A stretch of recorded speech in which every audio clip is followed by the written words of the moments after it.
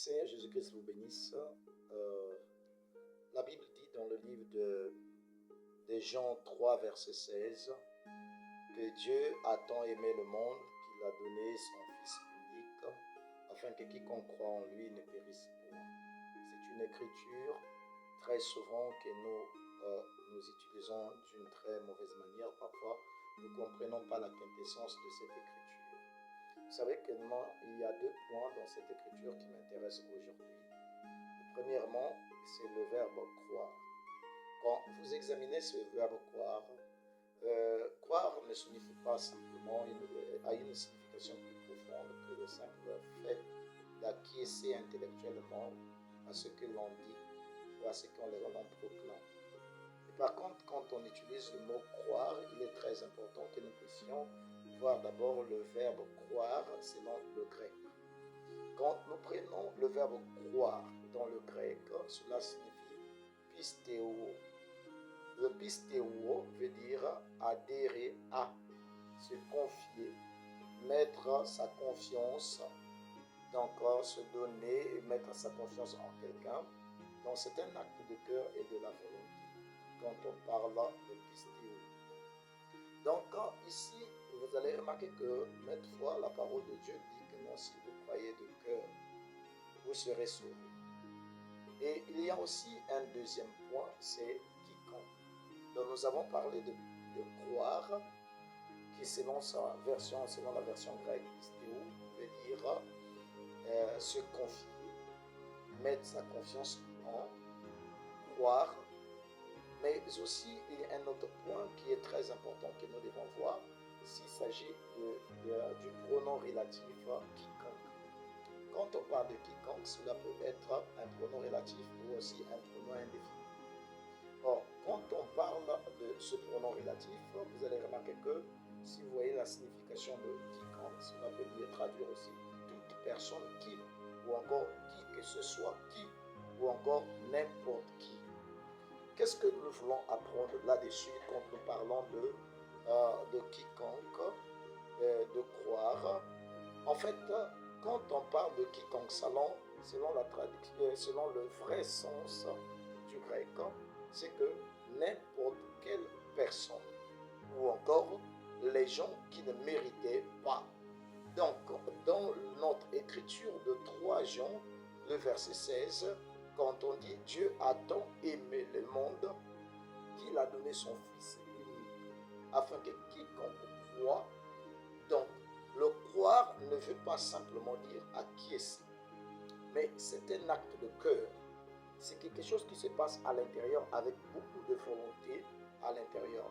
Ton âme, ton cœur, toute ta pensée, cela doit être réuni ensemble. Si on parle de la pensée et le cœur, parce que l'homme a 2 facultés mentales. Il y a la première faculté mentale qui est au niveau de la tête. Il y a une deuxième faculté mentale qui est au niveau du cœur. Ok, quand on parle de la tête, vous allez remarquer que non, là nous sommes dans la pensée. Or, dans la pensée, le premier organe de sens de la pensée, c'est la conscience. Et par contre, dans le cœur, le premier organe de sens, ou encore l'unique organe de sens du cœur, c'est le subconscient. Donc, dans le subconscient, il faudrait qu'il y ait mélange ou encore union entre le subconscient et la conscience afin que le vrai soit. Remarquez, si aujourd'hui on a créé ce qu'on appelle par là des détecteurs de mensonges, c'est pour que on puisse vérifier la conscience et le subconscient. Est-ce que les deux peuvent dire la même chose? En ce moment, on dira le vrai. Donc, quelque chose est réel. Donc, croire, il faudrait qu'il y ait l'acte de l'âme, donc de l'acte du cœur et de la pensée. Maintenant, il y a le quiconque, c'est n'importe qui, c'est-à-dire même les gens qui ne méritent pas, donc quand on parle qui ne méritaient pas, c'est-à-dire les gens qui ne sont pas bien. Parce que si nous insistons là-dessus, parce que beaucoup de gens ont déjà mis le point sur la vie des gens. Il y a des gens, par exemple, qui sont aujourd'hui dans le monde ou encore qui ne reconnaissent plus la voix de Dieu. Il y a d'autres qui ont abandonné à cause de certaines prédications qui consistent à éliminer les gens. L'homme n'a pas le mandat, quel que soit le problème, quelles que soient les fautes, quels que soient les manquements. Le salut appartient à Dieu seul. C'est le Dieu qui peut déterminer celui qui sera sauvé ou celui qui ne sera pas sauvé. Ce qu'il nous a demandé de faire simplement, de présenter la parole de Dieu aux gens. Donc, je dis à quelqu'un qui va m'entendre aujourd'hui, si vous êtes en train de me suivre quelque part, peut-être on t'a éliminé à l'église. On n'a fait que de sorte que tu puisses dépêcher. La Bible dit, même si vos péchés sont rouges comme cramoisi. Vous voyez que non, quel que soit, tu as vu le degré de tes péchés, le degré de tes manquements, le degré de tes fautes sont tellement énormes à tel point que tu as dit que non, moi je ne vaux rien, je ne peux rien, je ne suis plus à mesure de m'approcher de Dieu, je suis tellement mauvais. Non, aussi longtemps qu'il y a un regret sincère au-dedans de vous, aussi longtemps qu'il y a quelque chose qui bouillonne au-dedans de vous, qui fait de sorte que vous puissiez vous sentir coupable, que vous n'avez pas, vous êtes trop indigne. Cela montre simplement qu'il est encore possible que vous soyez sauvés. Donc, faisons très attention, nous qui prêchons la parole, nous qui présentons la parole, ou nous qui exhortons les gens. Il y a tellement d'exhortations qui peuvent faire de sorte que la personne devienne la pire des personnes. Nous ne prenons pas la main pour faire sortir les gens dans le gouffre ou encore dans le trou là où ils se trouvent, mais plutôt nous prenons des machettes pour assassiner ou encore couper le bras de celui qui essaie de tendre la main pour demander de l'aide. N'est-ce pas ce que nous faisons? Vous voyez que non, parfois c'est un signe d'orgueil, d'une surestimation qui ne dit pas son nom parce que celui qui croit que non, l'autre est tellement mauvais, c'est une manière de dire que non, toi tu es bon, toi tu es la meilleure des personnes. Mais nous serons très surpris le jour du jugement que la personne même qu'on appelait ivrogne, la personne même qu'on appelait prostituée, la personne qu'on appelait même bandit, que lui, il ne soit parfois au ciel et parfois celui qui croit être meilleur sera surpris. Donc, ne mettons pas un point dans la vie des gens, mais laissons Dieu faire. Ce qu'il nous faut faire, c'est essayer d'aider la personne. Donc, ne lâchez pas prise, vous qui êtes dans une situation de désespoir. Je connais ce que c'est le désespoir.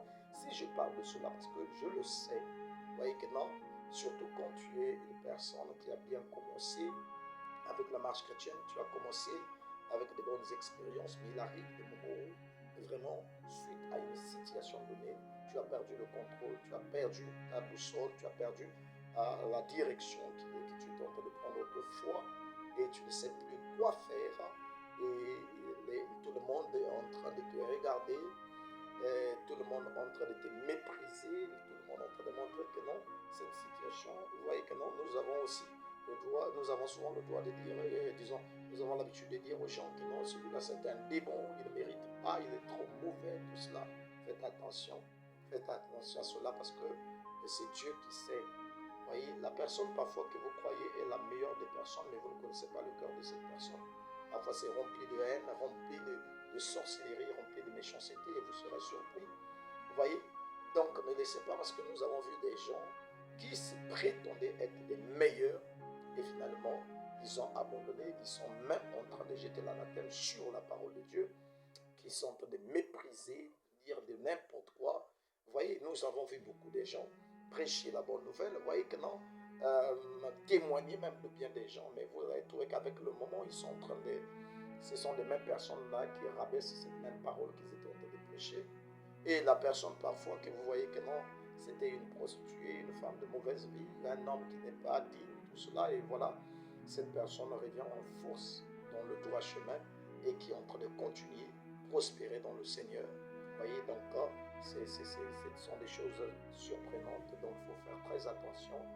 Dieu, c'est lui qui a le dernier mot. Donc, frères et sœurs, ne lâchez pas, n'abandonnez pas. C'est le projet de Satan parce qu'il a le ministère du découragement. Il sait décourager. Vous voyez, c'est lui qui est le Dieu, c'est lui qui est... Vous savez, on ne se rend pas compte parfois que parfois Dieu permet que tu puisses voir l'autre qui n'arrive plus. C'est pour que tu puisses aider cette personne à sentir dans l'état où la personne se trouve. Mais ce que nous faisons, c'est quoi? C'est comme si c'était un succès. Quand on entend que l'autre n'arrive plus à avancer, c'est devenu un succès, c'est devenu une publicité.